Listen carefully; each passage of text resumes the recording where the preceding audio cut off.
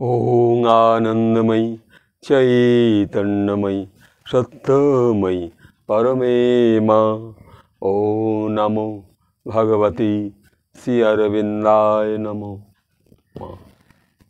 আজকে আমরা এই সাবিত্রীর ষষ্ঠ পর্ব থেকে একটু আলোর স্পর্শ করব। শ্রী অরবিন্দের এই যে আলোর স্পর্শ, তিনি যে আমাদের জ্যোতির্ময় আলো দিয়েছেন, নাবিয়ে এনেছেন, এই যে জ্যোতির্ময় আলো তিনি মহাবিশ্বে নাবিয়ে এনেছেন, সেই আলোর একটা পর্ব, ছোট্ট পর্ব, যে বৃহত্তর প্রাণালোক সব এবং তাদের দেববৃন্দ। তাহলে এই অংশে রয়েছে বৃহত্তর প্রাণালোক। তাহলে আমাদের একটা প্রাণের যে আলো আছে, সেই আলো দিয়ে আমরা মা শ্রী অরবিন্দকে আরও অনুভব করব। প্রাণের আলো দিয়ে আমরা দর্শন করব মায়ের সেই জ্যোতিটাকে, শ্রী অরবিন্দের সেই জ্যোতিটাকে। প্রাণের আলো দিয়ে আমরা কিন্তু সব কিছু দর্শন করতে পারি যদি আমরা একটু সচেষ্ট হই। তো এখানে শ্রী অরবিন্দের এই মহাকাব্যে বলছেন আমাদের শ্রদ্ধেয় নলিনীকান্ত গুপ্ত, যে অপূর্বভাবে লিখেছেন যে সৎ অসৎ থেকে সরে দাঁড়িয়েছে।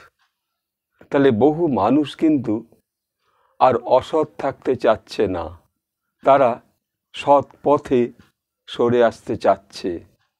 কিন্তু অনেক বাধা আমাদের মধ্যে, অনেক রকম বাধা আসছে কিনা, ওই আমরা অসৎটাকে থেকে যে সরে দাঁড়াচ্ছি।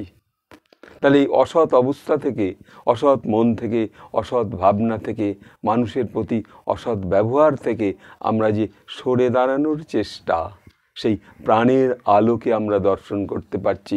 কাকে? স্বয়ং শ্রী অরবিন্দের সেই জ্যোতির্ময় আলোকে। এই যে আলো তিনি নাবিয়ে এনেছেন, সেই আলো কিন্তু আমাদের অন্তরে স্পর্শ করেছে। যারা পণ্ডিচারী যান, যারা ওই শ্রী অরবিন্দ পাঠ মন্দিরে আসেন, যারা শেক্সপিয়ার সরণিতে যান শ্রী অরবিন্দ ভবনে, তখন তাদের মধ্যে একটা আলোর জ্যোতি এসে প্রকাশ হয়। শ্রী অরবিন্দের সেই আলো তখন আমাদের সেই রশ্মি আমরা দেখতে পাই, অনুভব করতে পারি। সাধক হিসেবে বিভিন্নভাবে বিভিন্ন অবস্থার মধ্যে সাধকরা দেখতে পায়, কিন্তু কেউ প্রকাশ করতে পারে না, কিন্তু সেই আলো আমরা দেখতে পাই। তা সেই যে আমরা, তাই শ্রী অরবিন্দ এখানে বলছেন সৎ অসৎ থেকে সরে দাঁড়িয়েছে, যে না, আমি আর অসৎ থাকবো না, আমি সততার পথে যাব। সেই যে আলোর দৃশ্য আমাদের শ্রী অরবিন্দ যে নাবিয়ে এনেছেন, জ্যোতির প্রকাশ করেছেন, সেই আলো আমরা দর্শন করব। আর কি বলছেন? বলছেন সাহসে ভর করে জীবনযাপন করে। তাহলে সাহস চাই, সেই আলোটাকে আমি স্পর্শ করব, শ্রী অরবিন্দের জ্যোতির্ময় আলোকে। আর আমি আমার অন্তরের প্রাণের আলো দিয়ে মাকে দর্শন করব, শ্রী অরবিন্দকে দর্শন করব। তাহলে আমাদের অধ্যাত্ম শক্তির মধ্যে আমরা ধীরে ধীরে ধ্যান অনুভবের মধ্য দিয়ে আমরা এগিয়ে যেতে পারবো, কারণ সেই জ্যোতির্ময় আলো এখানে কাজ করছে। তাই বলছেন যে সৎ অসৎ থেকে সরে দাঁড়িয়েছে, সাহসে ভর করে জীবনযাপন করে, তবে দীর্ঘস্থায়িত্বে সামর্থ্য নেই তার।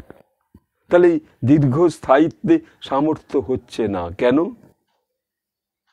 আমরা ওই সাহসের উপরে ভর করতে পারছি না। আমরা সেই জীবনযাপন করছি, কিন্তু এই যে সাহসটুকু আমাদের, শ্রী অরবিন্দের আলোকে আমরা স্পর্শ করতে পেরেছি, দর্শন করতে পেরেছি। যখন জ্যোতির্ময় আলো, সেই আপনি যখন ধ্যানে বসেন পণ্ডিচারীর সেই মহাসমাধি বেদির সম্মুখে, তখন কিন্তু আপনার চোখ একটা আলো দর্শন করে, মায়ের আলো। শ্রী অরবিন্দের সেই জ্যোতির প্রকাশ। তাই তো কবি নিশিকান্ত বলছেন না, হে চিরদিনের দিনের সূর্য তোমায় প্রণাম করি, অবতার শ্রী অরবিন্দ অংশুমালী, তোমারই দিবারাজি প্রণতি শিখার প্রসন্ন গুচ্ছ তোমায় প্রণাম করি, হে চিরদিনের দিনের সূর্য তোমায় প্রণাম করি। তাহলে তুমি সেই দিনের সূর্য, তোমাকে প্রণাম। তুমি সেই আমার মধ্যে এই ধ্যান মগ্ন অবস্থায়, নীরব এই অবস্থার মধ্যে তুমি আসছো এবং একটা স্পার্কিং করে যাচ্ছ, একটা আলোর স্পার্কিং আমরা পাচ্ছি। আমরা কখনো কখনো কেউ মাইন্ডে ওভার মাইন্ড, কেউ বা সুপার মাইন্ডে পৌঁছে যাচ্ছে, যায়। মানুষের মধ্যে এই শক্তি আছে, অবশ্যই আছে।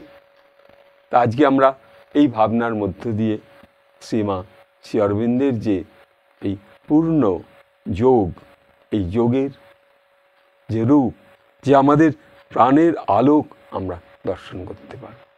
আজ এইটুকু বলে এখানে রাখছি। ওং আনন্দময়ী চৈতন্যময়ী সত্যময়ী পরমে মা। ওং নমো ভগবতী শ্রী অরবিন্দায় নমঃ।